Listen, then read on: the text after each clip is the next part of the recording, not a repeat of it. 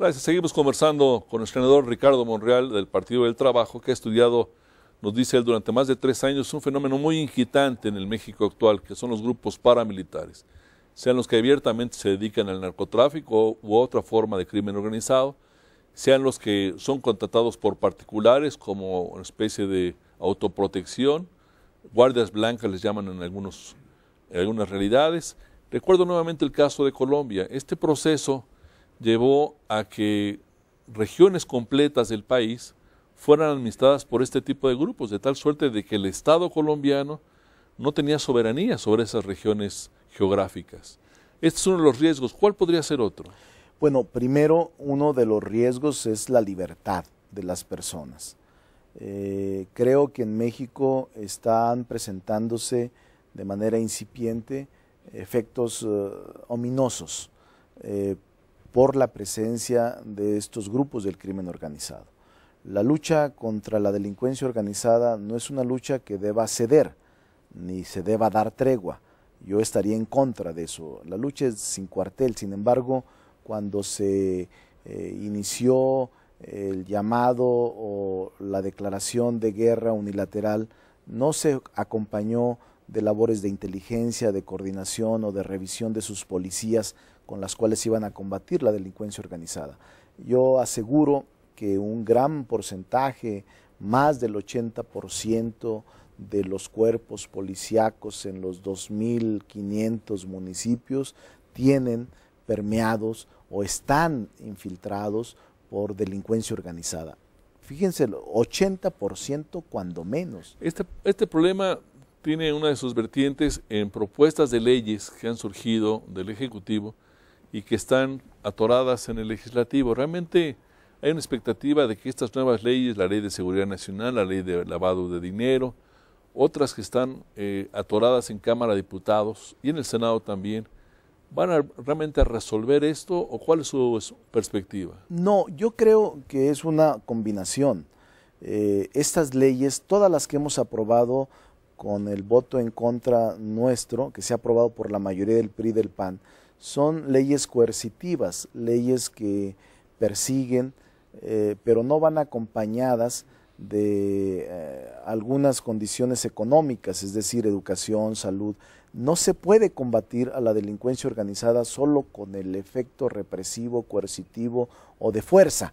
Yo estoy en contra de eso. Hay pendientes 4 leyes fundamentales en la Cámara de Diputados y en la Cámara de Senadores, que son precisamente la de lavado de dinero y la Ley de Seguridad Nacional, y en el Senado la de mando único y el Código de Justicia Militar, que por cierto ya se tuvo que aceptar porque es un tratado internacional y ya se acotó el fuero militar en los instrumentos internacionales o tratados internacionales. Pero parecería que estamos como los ciudadanos como rehenes de todo este fenómeno, porque paramilitares, grupos criminales, abusos de fuerzas regulares que atropellan a ciudadanos, ¿a dónde vamos? Lamentablemente sí, Roberto. Yo creo que el enfoque del combate a la delincuencia organizada es equivocado. Y el Senado y la Cámara de Diputados Federal, el Congreso de la Unión, ha dotado de instrumentos jurídicos para perseguir estos delitos al Ejecutivo Federal a través de la Procuraduría General de la República. Pero es un problema del Ejecutivo Federal, senador. No solo. Usted fue gobernador de Zacatecas. ¿Usted ve a los gobernadores comprometidos con este tema o los muchos no los disimulados? Yo creo que hay muchos que simularon y han simulado. O sea, se requiere una coordinación completa en los 3 niveles de gobierno para poder enfrentar con éxito este flagelo que es el crimen organizado.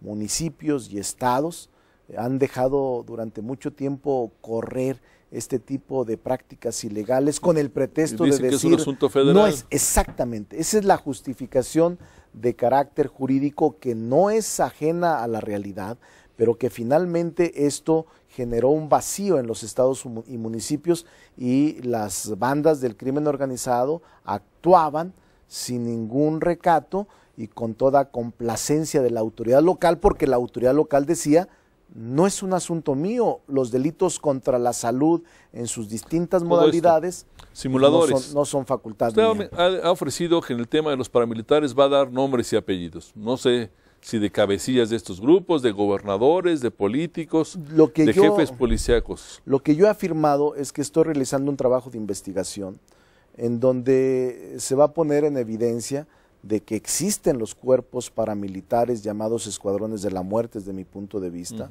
de que la forma de actuar en estados y municipios, y relato ejemplos, son muy claros, y de incluso algunas cosas que van a resultar reveladoras, pero estoy haciéndolo con mucho cuidado y con mucha responsabilidad, porque tengo elementos para aceptar y para decir que estos grupos paramilitares actúan en México, actúan ¿Bajo la protección en zonas. ¿De quién? Mira, ¿De políticos? en algunas ocasiones ¿De la policía? son, como tú decías, con la simulación, si no con la protección, con el disimulo de autoridades locales.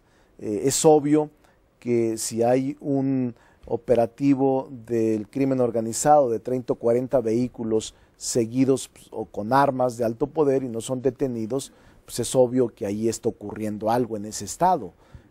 Porque además son muy ostentosos los operativos que realiza el crimen organizado para secuestrar, para generar conflictos, para todas sus negociaciones o toda su actividad ilegal, pues son muy vistos, la sociedad, la población los conoce. Pero habrá quien piense de manera torcida, senador, que sea bueno que haya un grupo que elimine a los narcotraficantes, sí, que limpie. No solo. Pero la experiencia acumulada demuestra que estos grupos luego se vuelven también enemigos de la sociedad desde el primer momento, sustituyen a los criminales y subordinan a las sociedades. Colombia es el ejemplo y Latinoamérica es el ejemplo. Aquí mismo la presencia, tú lo recordarás, del Batallón Olimpia, de los Guardias Blancas, de los Chinchulines, todo eso lo analizo, cómo han actuado en mismo Chiapas. El último ejemplo que ahora está siendo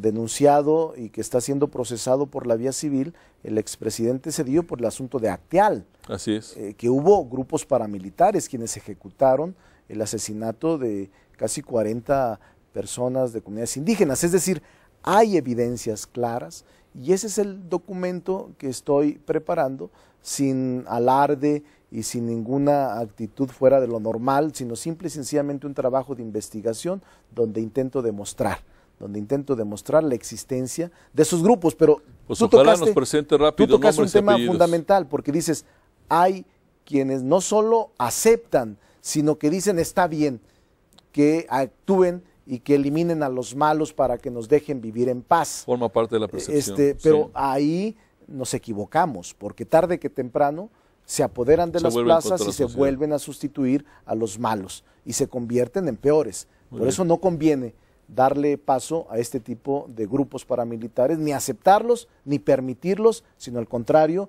que el Estado los persiga y los procese jurídicamente. Gracias, senador. Vamos a ir a un nuevo receso. Regresamos con ustedes en un minuto. Muchas gracias.